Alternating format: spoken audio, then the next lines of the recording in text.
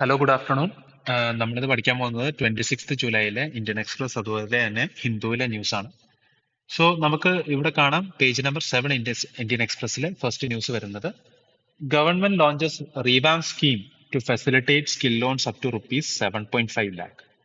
So ഇതിലെ ന്യൂസ് എന്താണെന്ന് വെച്ച് കഴിഞ്ഞാൽ മോഡൽ സ്കിൽ ലോൺ സ്കീമിനെ കുറിച്ചാണ്. സോ മോഡൽ സ്കിൽ ലോൺ സ്കീമിനെ കുറിച്ച് നമ്മൾ പഠിക്കുവാണെങ്കിൽ ഇപ്പോ 2015 ജൂലൈയിലാണ് ഇത് ആദ്യമായിട്ട് ഇൻട്രൊഡ്യൂസ് ചെയ്തത്. 2015 ജൂലൈയിലാണ്. ഇതിന്റെ ഉദ്ദേശം എന്താണെന്ന് വെച്ച് കഴിഞ്ഞാൽ ഇൻസ്റ്റിറ്റ്യൂഷണൽ ക്രെഡിറ്റ് കൊടുക്കുക എന്നാണ്. ആർക്ക്? Individuals pursuing skill development. ഇപ്പൊ സ്കിൽ ഡെവലപ്മെന്റ് കോഴ്സസ് പഠിക്കുന്ന ഇൻഡിവിജ്വൽസിന് ക്രെഡിറ്റ്, അതായത് പൈസ, ഫൈനാൻഷ്യൽ അസിസ്റ്റൻസ് കൊടുക്കുക എന്നാണ്. ഈ പഠിക്കുന്ന കോഴ്സുകൾ national occupation standards and qualification tax പ്രകാരം, അതായത് ഈ ഫ്രെയിംവർക്ക് പ്രകാരം അല്ലെങ്കിൽ ഈ സ്റ്റാൻഡേർഡ്സ് പ്രകാരമായിരിക്കണം ഈ കോഴ്സസ് ഓഫർ ചെയ്യേണ്ടത്. സോ എന്നാൽ മാത്രമേ ക്രെഡിറ്റ് ഓഫർ ചെയ്യുള്ളൂ. ഇത് 2015 എസ്റ്റാബ്ലിഷ് ചെയ്ത സമയത്ത് പുട്ട് ഫോർവേഡ് ചെയ്ത ഗൈഡ് ലൈൻസ് ആണ്. ഇനി നമ്മൾ പറഞ്ഞു ഈ കോഴ്സസ് കണ്ടക്ട് ചെയ്യുന്ന institutes national skill qualification framework പ്രകാരമായിരിക്കണം ഫോളോ ചെയ്യുന്നത്. സോ ഇപ്പൊ ഫോർ എക്സാമ്പിൾ സർട്ടിഫിക്കേഷൻസ്, അതുപോലെ തന്നെ ഡിപ്ലോമാസ്, ഡിഗ്രീസ്, ഇതൊക്കെ NSQF എന്ന് പറഞ്ഞ് നാഷണൽ സ്കിൽ ക്വാളിഫിക്കേഷൻ ഫ്രെയിംവർക്ക് പ്രകാരമായിരിക്കണം ഈ കോഴ്സസ് ഈ ഇൻസ്റ്റിറ്റ്യൂട്ട്സ് ഫോളോ ചെയ്യേണ്ടത്. പിന്നെ ഇതിന്റെ ഫൈനാൻഷ്യൽ അസിസ്റ്റൻസിലേക്ക് വരുമ്പോൾ മെമ്പർ ബാങ്ക്സ്, അതായത് പൈസ കൊടുക്കുന്നത് ആരായിരിക്കും? സോ ഇന്ത്യൻ ബാങ്ക്സ് അസോസിയേഷൻ അല്ലെങ്കിൽ other banks advised by reserve bank of India. Reserve bank of ഇന്ത്യയുടെ കീഴിലുള്ള എല്ലാ മെമ്പർ ബാങ്ക്സ് ആയിരുന്നു ഫൈനാൻഷ്യൽ അസിസ്റ്റൻസ് അതുപോലെ തന്നെ ക്രെഡിറ്റ് കൊടുത്തുകൊണ്ടിരുന്നത്.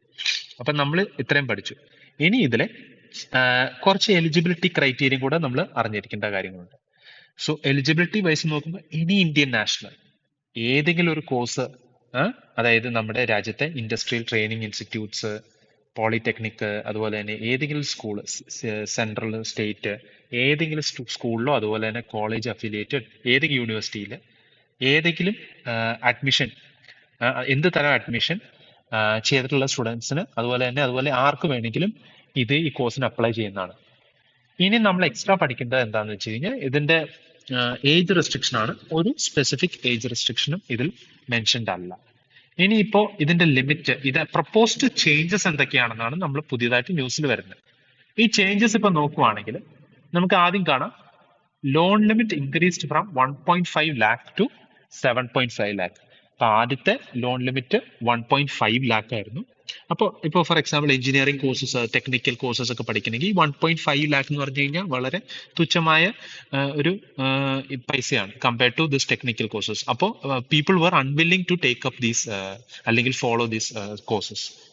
ഈ പൈസ അല്ലെങ്കിൽ ഈ സ്കീമിന് അസിസ്റ്റൻസ് തേടാൻ പീപ്പിൾ വർ അൺവില്ലിംഗ്.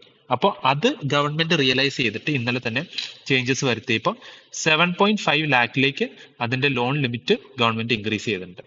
ഇനി അതുപോലെ തന്നെ ഞാൻ നേരത്തെ പറഞ്ഞു ലോൺസ് കൊടുക്കുന്നത് മെമ്പർ ബാങ്ക്സ് ആയിരുന്നു, പക്ഷെ അതിൽ ഒരു ചേഞ്ച് വരുത്തിയിട്ടുണ്ട്. അത് NBFCs അല്ലെങ്കിൽ സ്മോൾ ഫൈനാൻസ് ബാങ്ക്സ് എന്ന് പറഞ്ഞാൽ ഏത് തരം ബാങ്കിനും ലോൺ കൊടുക്കാൻ പറ്റുന്നതാണ്. അതുപോലെ തന്നെ NSQF കോഴ്സസ്, അതായത് ആ ഫ്രെയിംവർക്ക് നാഷണൽ സ്കിൽ ക്വാളിഫിക്കേഷൻ ഫ്രെയിംവർക്കിൽ പെടാത്ത കോഴ്സസ് പോലും ഇതിന്റെ അടിയിൽ ഇപ്പോൾ വരുമെന്നാണ് ന്യൂസ് വന്നേക്കുന്നത്. ഓക്കെ, ഇപ്പോൾ നമ്മളിത് പഠിച്ചത് മോഡൽ സ്കിൽ ലോൺ സ്കീമിനെ കുറിച്ചാണ്. Okay, Indian express page number 7. ഇനി അടുത്തത് നമ്മൾ പഠിക്കാൻ പോകുന്ന news page number 8 NISAR missing from ISRO's plan mission unlikely this year. അപ്പൊ നിസാർ എന്താന്ന് ചിലവർക്ക് അറിയായിരിക്കും. നിസാർ ബേസിക്കലി പറയുന്നത് അതിന്റെ ഫുൾ ഫോം എന്താണെന്ന് വെച്ച് കഴിഞ്ഞാൽ NASA ISRO synthetic aperture radar ആണ്. സോ ബേസിക്കലി നാസയും ഇസ്രോയും കൂടെ ഒരുമിച്ച് ലോഞ്ച് ചെയ്യാനിരുന്ന ഒരു മിഷൻ ആയിരുന്നു, പക്ഷെ ഇതുവരെ അത് ലോഞ്ച് ആയിട്ടില്ല. സോ അതല്ല നമുക്കിവിടെ ന്യൂസ് ആയിട്ട് വരുന്നത്. നമുക്ക് വരുന്നത് TDS-1 മിഷൻ എന്ന് പറഞ്ഞ് ആണ് ന്യൂസ് ആയിട്ട് വരുന്നത്. So what is TDS-1 mission? അതാണ് നമ്മൾ പഠിക്കേണ്ടത്. സോ TDS-1 എന്ന് പറയുന്നത് ടെക്നോളജി ഡെമോൺസ്ട്രേഷൻ സാറ്റലൈറ്റ് എന്നാണ് അതിന്റെ അർത്ഥം. Technology demonstration satellite. So basically ഇന്ത്യയുടെ തന്നെ ഒരു geostationary orbit technology demonstration satellite ആണ്. നമ്മൾ geostationary, geosynchronous, sun synchronous, ഇങ്ങനത്തെ പല ഓർബിറ്റുകളെ കുറിച്ച് നമ്മൾ സയൻസ് ആൻഡ് ടെക്നോളജിയിൽ പഠിക്കുന്നതാണ്, സ്പേസ് ടെക്നോളജിയിൽ പ്രത്യേകിച്ച്. അപ്പോൾ ഒരു ഡെമോൺസ്ട്രേഷൻ സാറ്റലൈറ്റ് ആണ്, ഒരു പരീക്ഷണ സാറ്റലൈറ്റ് ആണ് ഇത് TDS-1. അപ്പൊ ഇതിനെക്കുറിച്ചാണ് ഇന്നത്തെ ന്യൂസ്. സോ പേലോഡ്സ് നമുക്കറിയാം. സോ പേലോഡ് എന്ന് പറയുമ്പോഴത്തേക്കും അത് ക്യാരി ചെയ്യുന്ന ഒരു സാറ്റലൈറ്റ് ക്യാരി ചെയ്യുന്ന പേലോഡ്. ഇപ്പൊ നിങ്ങൾ പിക്ചറിലൊക്കെ കാണുകയാണ് ഒരു സാറ്റലൈറ്റിന്റെ പിക്ചർ ഒക്കെ എടുത്ത് നോക്കിക്കഴിഞ്ഞു. സോ ഇസ്രോയുടെ ഇൻസ്റ്റിറ്റ്യൂട്ട് ഓഫ് പ്ലാസ്മ റിസർച്ച് ഗാന്ധിനഗറിലും അതുപോലെ തന്നെ CSR സീരി പിലാനി രാജസ്ഥാനിലെ പിലാനിയിൽ ഉള്ള ഇസ്രോയുടെ സബ് ഇൻസ്റ്റിറ്റ്യൂട്ട്സ് ആണ്. ഈ ഇൻസ്റ്റിറ്റ്യൂട്ട്സിലെ പേലോഡ്സ് ആണ് ഈ TDS-1 ക്യാരി ചെയ്യുന്നത്. ഇനി നമുക്ക് നോക്കുവാണെങ്കിൽ ഇതിന്റെ ചേഞ്ചസ് എന്തൊക്കെയാണ്? ഈ പേലോഡ്സ് ടു ബി ടെസ്റ്റഡ്, അതായത് ഈ ക്യാരി ചെയ്യുന്ന പേലോഡ്സിൽ ഇപ്പൊ നമ്മൾ ഇസ്രോ തന്നെ ഇന്റേണലി ഡെവലപ്ഡ് ആയിട്ട് 300 MN electric power thrusters. So basically എന്താണെന്ന് വെച്ച് കഴിഞ്ഞാൽ സാധാരണ ഇസ്രോ തന്നെ ഡെവലപ്പ് ചെയ്ത് ത്രസ്റ്റേഴ്സ് എന്ന് വെച്ച് കഴിഞ്ഞാൽ നിങ്ങൾക്കറിയാം, ഒരു സാറ്റലൈറ്റ് എർത്തിന്റെ ചുറ്റും അല്ലെങ്കിൽ ഏതെങ്കിലും ഒരു ഇതിന്റെ ചുറ്റും ഓർബിറ്റ് ചെയ്യണമെങ്കിൽ അതിന് പവർ വേണം, അല്ലെങ്കിൽ അത് ഇങ്ങനെ നിലനിൽക്കാനുള്ള പവർ വേണം. അതിനാണ് ത്രസ്റ്റേഴ്സ് ഉപയോഗിക്കുന്നത്. ഈ ത്രസ്റ്റേഴ്സ് നേരത്തെ കെമിക്കലി ഡെവലപ്ഡ് ആയിരുന്നു ഇസ്രോ ചെയ്തുകൊണ്ടിരുന്നത്. അതിൽ നിന്ന് ചേഞ്ചസ് വരുത്തിയിട്ട് ഇപ്പം നമ്മൾ വരുത്തുന്നത് എന്താണെന്ന് വെച്ചാൽ ഇലക്ട്രിക് പവർ ത്രസ്റ്റേഴ്സ് ആക്കി.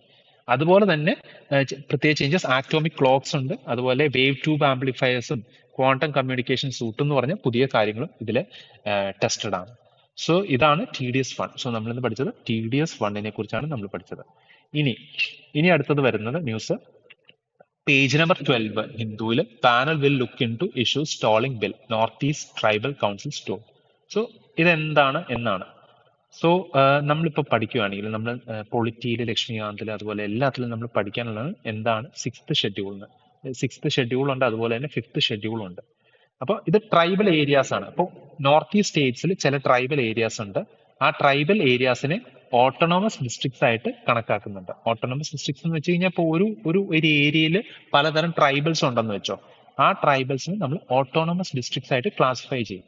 ഇപ്പോൾ 6th ഷെഡ്യൂളിൽ വരുന്ന സ്റ്റേറ്റ്സ് ഏതൊക്കെയാണെന്ന് നമ്മൾ പഠിച്ചിരിക്കണം. അതിന്റെ ഒരു അക്രോണിം ഉണ്ട്, MET-MIA എന്ന് പറയും, എളുപ്പത്തിന് ഓർത്തിരിക്കാൻ. ME for Meghalaya, T for Tripura, MI for Mizoram and A for Assam. ഈ പറയുന്ന സ്റ്റേറ്റ്സ് ആണ് 6th ഷെഡ്യൂളിന്റെ അടിയിൽ വരുന്നത്. ഇവിടെ ട്രൈബൽസ് ഉണ്ട്. ആ ട്രൈബൽസിന് പല ഡിസ്ട്രിക്ട്സ് ആയിട്ട് ഓട്ടോണോമസ് ഡിസ്ട്രിക്ട്സ് ആയിട്ട് അവരെ ക്ലാസിഫൈ ചെയ്യുന്നു. ആ ഓട്ടോണോമസ് ഡിസ്ട്രിക്ട്സിനെ ഗവേൺ ചെയ്യാനായിട്ട് ഡിസ്ട്രിക്ട് കൗൺസിൽ ഉണ്ട്, അതുപോലെ തന്നെ ആ സ്റ്റേറ്റിന്റെ ഗവർണറും കൂടി ഉണ്ട്. ഇനി ഓട്ടോണോമസ് ഡിസ്ട്രിക്ട്സിൽ ഞാൻ നേരത്തെ പറഞ്ഞു, ഓട്ടോണോമസ് ഡിസ്ട്രിക്ട്സിൽ ട്രൈബൽസ് ഉണ്ട്. ഒരു ഓട്ടോണോമസ് ഡിസ്ട്രിക്റ്റിൽ ഒന്നിലധികം ട്രൈബൽസ്, ഫോർ എക്സാമ്പിൾ 2 ട്രൈബൽസ് ഒക്കെ ഉണ്ടെങ്കിൽ ആ ഡിസ്ട്രിക്ട്സിനെ ഓട്ടോണോമസ് റീജിയൻസ് ആയിട്ട് ക്ലാസിഫൈ ചെയ്യാൻ ഗവർണർ പറ്റും. ഓട്ടോണോമസ് റീജിയൻസ് ആയിട്ട് ക്ലാസിഫൈ ചെയ്തിട്ട് ആ ഓട്ടോണോമസ് റീജിയൻസിനെ ഒരു റീജിയൻ കൗൺസിൽ ആയിട്ട് എസ്റ്റാബ്ലിഷ് ചെയ്യും. ഇതാണ് ചേഞ്ചസ് 6th ഷെഡ്യൂൾ പ്രകാരം. ഈ പറയുന്ന ബില്ല്, ഈ ബില്ല് ഏതാണ് ഇപ്പൊ നമുക്ക് നോക്കാം. ഈ ബില്ല് ന്യൂസിൽ വരുന്ന കോൺസ്റ്റിറ്റ്യൂഷൻ 125th അമെന്റ്മെന്റ് ബില്ലാണ് 2019. അത് ഇതുവരെ പാസ്സായിട്ടില്ല.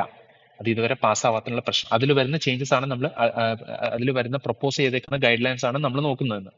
സോ ഈ ബില്ല് പറയുന്നത് വില്ലേജ് ആൻഡ് മുനിസിപ്പൽ കൗൺസിൽ എന്ന് പറഞ്ഞ പുതിയ സംവിധാനങ്ങൾ ഓൾറെഡി എസ്റ്റാബ്ലിഷ്ഡ് ആയ ഡിസ്ട്രിക്ട് റീജിയണൽ കൗൺസിൽസിന്റെ കൂടെ വില്ലേജ് ആൻഡ് മുനിസിപ്പൽ കൗൺസിൽസ് എന്ന് പറഞ്ഞ പുതിയൊരു സംവിധാനം കൊണ്ടുവരുന്നു. പിന്നെ ഈ ഡിസ്ട്രിക്ട് കൗൺസിൽസിന് ലോസ് ഉണ്ടാക്കാനുള്ള അധികാരമുണ്ട്. ഏതൊക്കെയാണ്? ഈ വില്ലേജ് മുനിസിപ്പൽ കൗൺസിൽസ് എത്രമാത്രം ഫോം ചെയ്യണം, അതിന്റെ കമ്പോസിഷൻ, അതുപോലെ ഡീലിമിറ്റേഷൻ ഉപയോഗിക്കുന്നത് ബേസിക്കലി ഇലക്ഷന് വേണ്ടിയാണ്, അതിന്റെ ടെറിട്ടോറിയൽ റെപ്രസെന്റേഷന് വേണ്ടിയാണ്. അപ്പൊ ഡീലിമിറ്റേഷന് പ്രകാരം പവർ ഉണ്ട്. അതുപോലെ തന്നെ വില്ലേജ് ആൻഡ് മുനിസിപ്പൽ കൗൺസിലിന്റെ എല്ലാ പവേഴ്സ് ആൻഡ് ഫങ്ഷൻസ് ഇതിന്റെ അടിയിലാണ് വരുന്നത്. സോ നമ്മൾ ഇത്രയും ഇതിന്റെ കൂടെ പഠിച്ചു. ഇനി നമ്മൾ പഠിക്കാനുള്ള എക്സ്ട്രാ കാര്യങ്ങൾ എന്തൊക്കെയാന്ന് വെച്ചാൽ ഗവർണറിനുള്ള അധികാരങ്ങൾ എക്സ്ട്രാ എന്താണ്? Governor make rules for devolution of powers and responsibilities to the village. അതായത് ഗവർണറിന് പവർ കൊടുക്കാൻ പറ്റും ഏത് വില്ലേജ് ആൻഡ് മുനിസിപ്പൽ കൗൺസിൽസിന്. അതുപോലെ തന്നെ ഗവർണറിന് വേറെ പവേഴ്സും കൂടി ഉണ്ട്. എക്കണോമിക് ഡെവലപ്മെന്റ് പവേഴ്സ് ഉണ്ട്, അതുപോലെ തന്നെ ലാൻഡ് റിഫോംസിന്റെ പവേഴ്സ് ഉണ്ട്, ടൗൺ പ്ലാനിങ്, അതുപോലെ റെഗുലേഷൻ ഓഫ് ലാൻഡ് യൂസേജ്. ഇതൊക്കെയാണ് ഗവർണറിന് വരുന്ന പുതിയ പവേഴ്സ്. അതുപോലെ തന്നെ ഒരു സ്റ്റേറ്റ് ഫൈനാൻസ് കമ്മീഷൻ എന്ന് വെച്ച് കഴിഞ്ഞാൽ ഇപ്പൊ ഫൈനാൻഷ്യൽ പ്ലാനിങ്ങിന്റെ ബേസിക്കലി കോൺസ്റ്റിറ്റ്യൂഷൻ ബോഡി ആയിട്ട് വരും. അതുപോലെ തന്നെ സെൻട്രൽ ലെവലിൽ നമുക്ക് ഫൈനാൻസ് കമ്മീഷൻ ഉണ്ട്. ഇതിന്റെ ആർട്ടിക്കിൾസും നിങ്ങളൊന്ന് അറിഞ്ഞിരിക്കേണ്ടതാണ്. ഫൈനാൻസ് കമ്മീഷന്റെ ആർട്ടിക്കിൾ വരുന്നത് 280 ആണ്. അപ്പൊ നിങ്ങളിത് അറിഞ്ഞിരിക്കുക. സോ ഇതും എസ്റ്റാബ്ലിഷ് ചെയ്യണം എന്ന് പറഞ്ഞാണ് ഈ ബില്ലിലെ പ്രൊപ്പോസ്ഡ് ചേഞ്ചസ്. സോ ഫൈനാൻസ് കമ്മീഷനിൽ ഈ സ്റ്റേറ്റ് ഫൈനാൻസ് കമ്മീഷന് എന്തൊക്കെ ചെയ്യാനുള്ള അധികാരം എന്ന് വെച്ച് കഴിഞ്ഞാൽ ഡിസ്ട്രിക്ട് വില്ലേജ് മുനിസിപ്പൽ കൗൺസിൽസിന്റെ ഫൈനാൻഷ്യൽ പൊസിഷൻ റിവ്യൂ ചെയ്യാനുള്ള അധികാരമുണ്ട്. അതുപോലെ തന്നെ റെക്കമെൻഡേഷൻസ് ഉണ്ടാക്കാനുള്ള പവറും ഉണ്ട്. എന്തൊക്കെയാണ്? ടാക്സസിന്റെ ഡിസ്ട്രിബ്യൂഷൻ, ഗ്രാൻസ് കൊടുക്കുന്നത്, ഇതിനെ ചൊല്ലി എല്ലാ പവേഴ്സും ഉണ്ട്.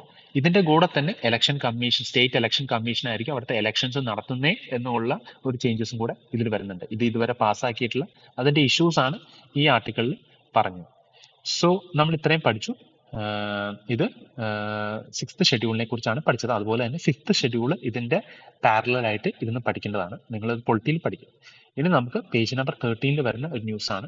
സോ പേജ് നമ്പർ 13 പറയുന്നത് എന്തിനാണ് കുറിച്ചാണെന്ന് വെച്ച് കഴിഞ്ഞാൽ ഈ ന്യൂസ് ഹെഫയെ കുറിച്ചാണ്. HEFA. So what is HEFA? അതാണ് നമ്മൾ നോക്കേണ്ടത്. സോ ഹെഫ എന്താന്ന് വെച്ച് കഴിഞ്ഞാൽ ഹയർ എഡ്യൂക്കേഷൻ ഫൈനാൻസിങ് ഏജൻസിയാണ്. അപ്പോൾ എന്താണ് ഇത്? Why is it in news? അതാണ് നമ്മൾ പഠിക്കുന്നത്. സോ ബേസിക്കലി ഇതിന്റെ ഒരു എസ്റ്റാബ്ലിഷ്മെന്റ്, ഇതിനെക്കുറിച്ച് ഒരു ബാക്ക് ഡ്രോപ്പ് ഓടിക്കുകയാണെങ്കിൽ 2017 ഒരു നോട്ട് ഫോർ പ്രോഫിറ്റ് ആയിട്ട് തുടങ്ങിയ ഒരു സംവിധാനമാണ് higher education financing agency. Ministry of education, government of ഇന്ത്യയുടെയും കാനറ ബാങ്കിന്റെയും ഒരു ജോയിന്റ് വെഞ്ചർ ആയിട്ട് തുടങ്ങിയതാണ്. സോ ഇതൊരു കമ്പനീസ് ആക്ട് പ്രകാരം, as I mention earlier, not for profit company ആയിരുന്നു. പിന്നെ അതുപോലെ തന്നെ യൂണിയൻ ഗവൺമെന്റ് ഇതൊരു non deposit taking systematically important എന്ന് വെച്ചാൽ വളരെയധികം പ്രാധാന്യമുള്ള, ഒരിക്കലും ഡീസ്റ്റെബിലൈസ് ആവാതെ ഡിസ്ട്രക്ട് ചെയ്യാതെ പെടുന്ന, കാത്തു സൂക്ഷിക്കേണ്ട സിസ്റ്റമാറ്റിക്കലി ഇമ്പോർട്ടന്റ് NBFC ആയിട്ട് ക്ലാസിഫൈയും കൂടെ ചെയ്തു. സോ ഇതിന്റെ ഉദ്ദേശം എന്താണ്? അതാണ് നമ്മൾ പഠിക്കേണ്ടത്. സോ ഹെഫയുടെ ഉദ്ദേശം എന്താണെന്ന് വെച്ച് കഴിഞ്ഞാൽ ഇന്ത്യയുടെ പ്രീമിയർ എഡ്യൂക്കേഷൻ ഇൻസ്റ്റിറ്റ്യൂഷൻസ്, അതായത് ടോപ്പ് എഡ്യൂക്കേഷൻ ഇൻസ്റ്റിറ്റ്യൂട്ട്സിനെ ഗ്ലോബൽ റാങ്കിങ്സിൽ ഒന്നാമതാക്കാനും ടോപ്പിൽ എത്താൻ വേണ്ടി അതിന്റെ ഫൈനാൻസിങ് ചെയ്യുന്ന ഒരു സംവിധാനമാണ് higher education financing agency. So നമ്മൾ ഇതിനെക്കുറിച്ച് പഠിച്ചു. ഇനിയിപ്പോ അതിന്റെ ഉദ്ദേശം എന്താണെന്ന് വെച്ച് കഴിഞ്ഞാൽ വേൾഡ് ക്ലാസ് ഇൻഫ്രാസ്ട്രക്ചർ ഡെവലപ്പ് ചെയ്യുക.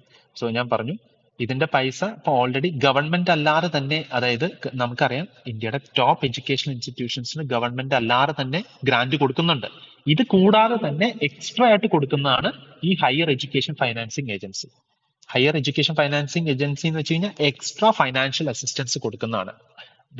അതായത് ഓൾറെഡി ഗവൺമെന്റ് കൊടുക്കുന്നതിന് ഉപരിയായി ഹയർ ആയിട്ട് കൊടുക്കുന്ന ഒരു സംവിധാനമാണ് ഹെഫ. അപ്പൊ ഇതും കൂടെ നിങ്ങൾ ജസ്റ്റ് ഒന്ന് നോക്കുക. It is important. ഇനി നമുക്ക് അടുത്തത് വരുന്നത് പ്ലേസസ് ഇൻ ന്യൂസ് ആണ്. നമുക്ക് ആദ്യം വരുന്നത് കാർഗിലിനെ കുറിച്ചാണ്. സോ കാർഗിൽ ന്യൂസിലെ ഉണ്ട്, നമുക്ക് ഇന്നലെയും കണ്ടതാണ്, ന്യൂസിലുണ്ടായിരുന്നു കാർഗിൽ യുദ്ധത്തിനെ കുറിച്ച്. സോ നമുക്ക് അതിനെക്കുറിച്ച് ഒന്ന് ജസ്റ്റ് ഒന്ന് നോക്കാം. സോ കാർഗിൽ എവിടെയാണ് ലൊക്കേറ്റഡ്? സോ ബേസിക്കലി നിങ്ങൾക്കറിയാം ഇന്ത്യയും പാകിസ്ഥാനും തമ്മിലുള്ള ലൈൻ ഓഫ് കൺട്രോളിന്റെ ബോർഡറിലാണ് കാർഗിൽ ലൊക്കേറ്റഡ്.